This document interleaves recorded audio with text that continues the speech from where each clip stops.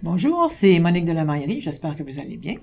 Où sont rendus vos projets? On n'entend pas beaucoup parler.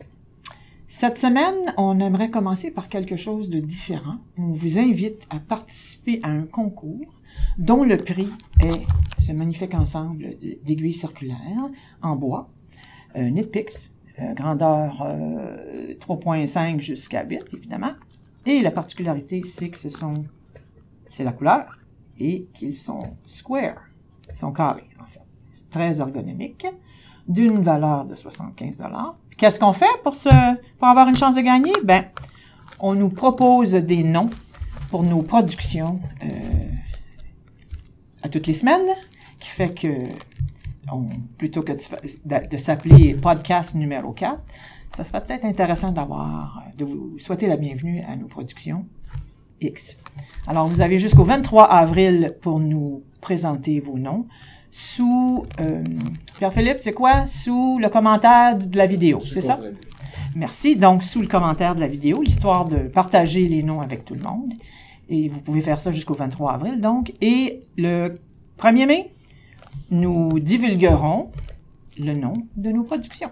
Alors, participez en grand nombre. On attend de voir les richesses que vous allez nous proposer.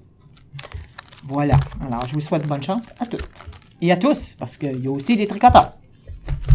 Cette semaine, donc, on continue à tricoter ou à montrer à tricoter à Juliane. On est rendu à tricoter des mailles en droit.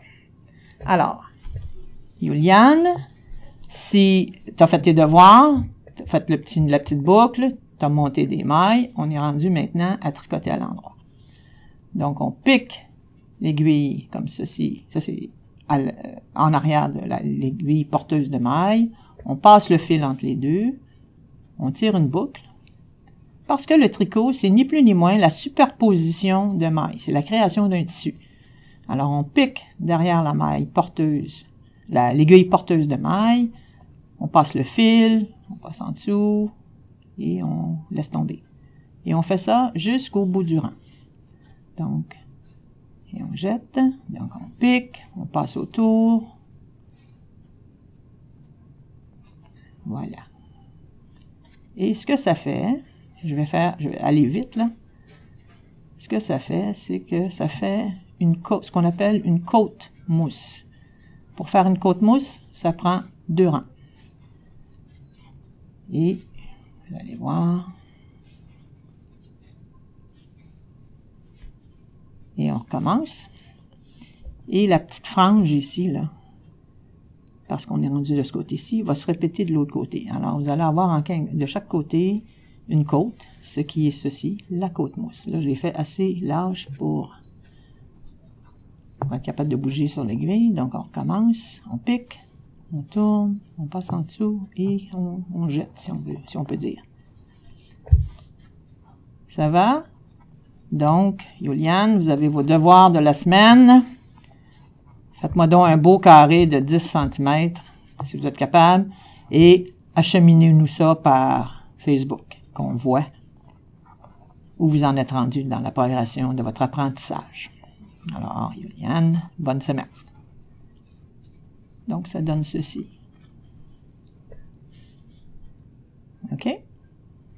Voilà. Notre prochain petit truc, c'est, en fait, petite technique. On répond à Francine qui nous demande comment rentrer des fils de couleur. Donc, on a un échantillon ici de jersey, vert, bleu royal, et rentrer des fils de couleur. J'espère que je comprends bien votre question. Rentrer des fils de couleur, c'est qu'on s'enligne. Ça va, Dominique? Oui. Alors, on s'enligne pour agencer le fil jaune avec le fil jaune, d'accord? Donc, ici, on peut faire ça comme ci. Puis, vous pouvez séparer. Vous n'êtes pas obligé de passer sous la maille de façon très, très franche. Vous pouvez séparer la maille dans laquelle vous passez votre fil parce que ça aide à maintenir le fil en place. Alors, voilà. Donc, c'est ni plus ni moins ça. Faites ça sur à peu près un espace de 2 pouces. Ça devrait être suffisant. Ça dépend toujours où est le fil à rentrer. On peut le faire de cette façon-ci, en passant dans les mailles, mais aussi on aurait pu très bien choisir, si ça avait été la bordure d'un gilet par exemple, de rentrer les fils de couleur dans la couture, qui camoufle aussi assez bien les petits fils là à rentrer. Voilà, ça c'est simple comme ça. Vous pourriez aussi, on le fera à l'occasion d'un autre podcast, je pourrais vous montrer comment tisser vos laines, qui fait que vous n'avez pas à rentrer des laines. Tous ceux qui me connaissent là savent que j'haïs bien ça. Qui fait que je m'arrange pour tisser ma laine, comme ici. Je l'ai tricoté. À l'occasion d'une autre présentation, on pourra vous montrer comment faire. Alors, c'est simple comme ça. On ni plus ni moins, on enfile une aiguille et on suit la couleur de la laine parce qu'on veut pas qu'elle se retrouve de l'autre côté. Voilà. Un autre petit truc cette semaine, tiens, on va mettre ça comme ça, c'est qu'on est souvent, quand on fait des bas, entre autres, souvenez, on vous avait montré comment faire une Tressleton. Quand on fait des bas, bien que ce soit jersey ici, on a souvent une ouverture entre le début du rabat et la fin du rabat, qui fait que ça donne toujours une coche au niveau de la cheville. Alors, voici la façon finalement de fermer cette ouverture pour que votre bordure soit le plus égale possible.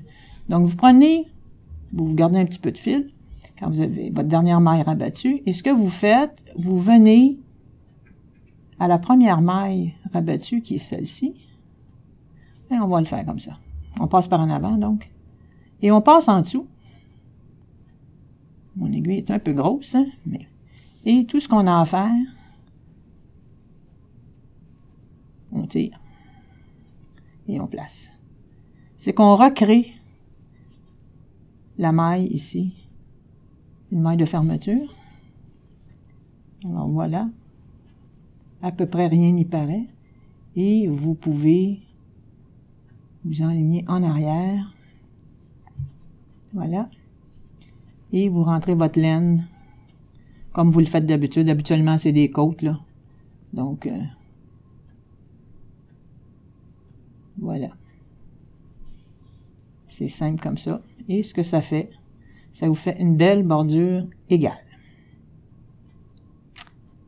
Voilà pour nos petits trucs de la semaine. On aimerait vous parler de nouveaux arrivages de laine d'été. En fait, une partie d'été. Le reste, ça continue à fournir notre inventaire habituel. On a reçu de Estelle. C'est la laine Lang. Magnifique, 1000 coloris. C'est une laine à bas. Très, très belle. Autorayante. Voici les couleurs que nous avons pour l'instant en magasin. Plusieurs vont s'ajouter à notre inventaire de couleurs. Très, très beau projet. Très doux à tricoter. C'est une laine super lavable. Évidemment, c'est une laine à bas, là, mais on peut faire tellement d'autres choses avec ça. Dans la même veine, c'est la Belle. On a rempli notre inventaire de laine Belle. Regardez-moi les couleurs, si elles sont magnifiques. C'est une laine teinte à la main dont les coloris sont riches et très, très intéressants. Et dans du même fournisseur, notre même artisane de Laval, il y en a. Voici la Solo, qui est un peu différente, un peu plus fine, mais les couleurs sont tout aussi vibrantes et intéressantes pour, entre autres, des bas, mais on l'utilise beaucoup aussi dans les châles. Nos projets mystères en sont souvent composés. Alors, voilà.